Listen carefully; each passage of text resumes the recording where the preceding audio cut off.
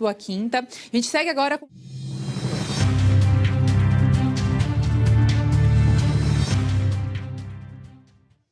É o Cláudio Humberto que vai chegar por aqui, até porque a gente fala, Cláudio, boa tarde para você, da questão Starlink, Elon Musk, Alexandre de Moraes. Está uma confusão danada, hein? Boa tarde. Olá, Lene, uma confusão danada, né? Tá de vaca não reconhecer bezerro, como se diz lá no interior do meu Nordeste. Mas olha, é o seguinte, essa confusão, Lene, começou quando o Elon Musk, que é o controlador acionista majoritário do X, o antigo Twitter, tomou uma decisão que parece ter deixado assim sem chão os ministros do Supremo Tribunal Federal, que foi a decisão de fechar os escritórios do Twitter, do antigo Twitter, do X, aqui no Brasil. Até porque o ministro Alexandre de Moraes estava ameaçando prender até a advogada do Twitter, segundo alegam os defensores, o pessoal lá do Elon Musk. Bom, o fato é que depois disso, então, surge agora essa decisão do ministro, no sentido de dar um prazo de 24 horas, que se encerra daqui a pouco, né? Ou já se encerrou, está prestes a se encerrar, para que o X indique, né, e nomeie um representante legal aqui no Brasil. E o Elon Musk não deve fazer isso, até porque não vai colocar ninguém sob risco de ser preso pelo Alexandre de Moraes, e é improvável que aconteça. Bom, o fato é que essa é uma situação que pode prejudicar enormemente o povo brasileiro, não é? Que adere maciçamente ao Twitter, das redes sociais mais acessadas pelos brasileiros. O próprio ministro Alexandre de Moraes tem uma conta no Twitter, 1.100.000 seguidores, está lá. Ele conserva, ativa a sua conta, e mais do que isso, a conta é verificada. Ou seja, o ministro pagou pela verificação no Twitter.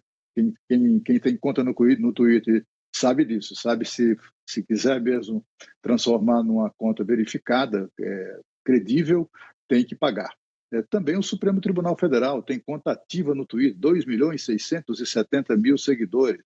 E aí, se, afinal de contas, o Supremo, de uma maneira geral, e o ministro Alexandre, em particular, transformam o X, né, o antigo Twitter, numa coisa execrável, né, em alguma coisa, algum antro do que não presta, etc. e tal, é no mínimo uma incoerência que ambos mantenham ativas as suas contas no Twitter, né? Eles abriram essa guerra contra o X, mas não abrem mão de suas contas no X, o que é de uma incongruência a toda prova. A questão é que isso tudo repercutiu muito mal para o Brasil, até porque o Brasil, né, Helena, acaba inscrito na lista de países autoritários que tomam medidas semelhantes a essa. A gente assistiu na semana passada, não por acaso, o ditador Nicolás Maduro investindo contra Elon Musk, investindo contra o Twitter, inventando coisas, alegações completamente fantasiosas, malucas, etc., transformando o X e o Elon Musk uma espécie de inimigo público da ditadura, né? Esses personagens, tipo o senhor Musk, devem se sentir muito lisonjeados com isso, né? Transformados em adversários de regimes autoritários. Isso faz bem a biografia deles.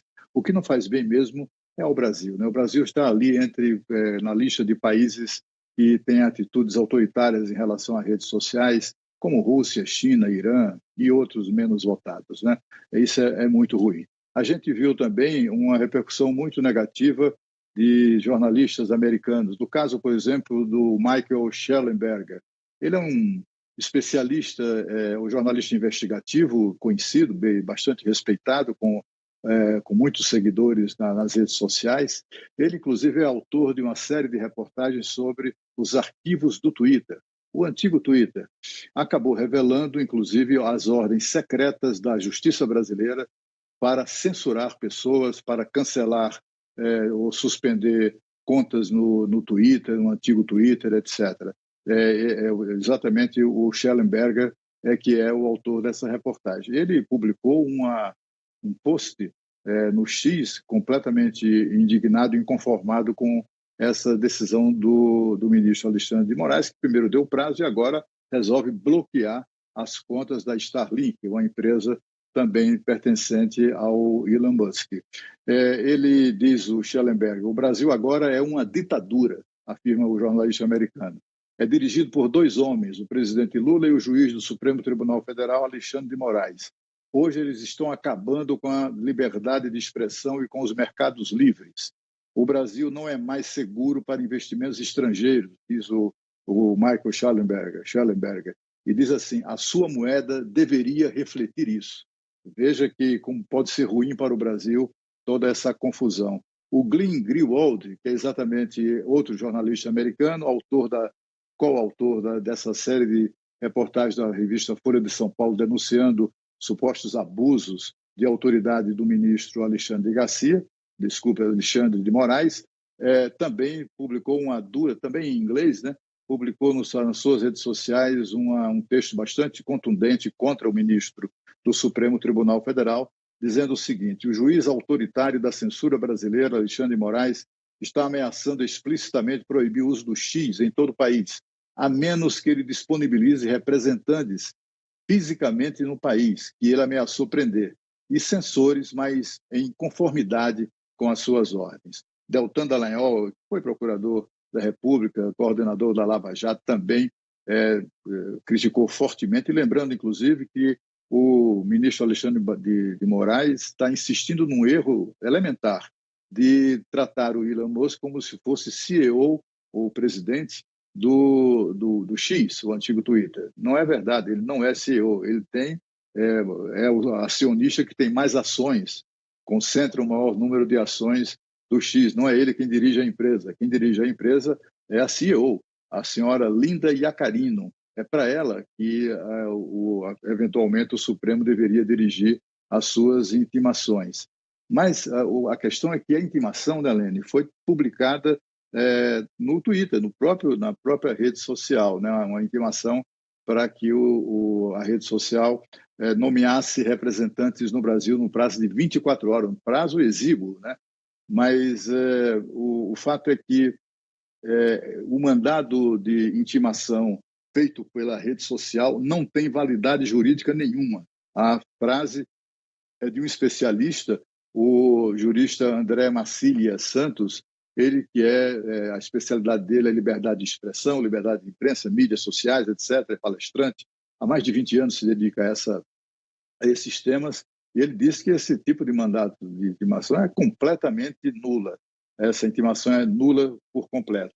Mas ele adverte que o Código Civil brasileiro exige que uma empresa estrangeira tenha aqui no Brasil representação legal. Ele considera que a ordem do Alexandre de Moraes é ilegal, mas se o X não nomear um representante, acabará legitimando essa ilegalidade e, portanto, há uma possibilidade concreta de milhões de brasileiros ficarem sem essa rede social e o jurista considera tudo isso surreal. Cláudio Humberto, seguiremos acompanhando essa história. Muito obrigada por suas contribuições. Ótima tarde.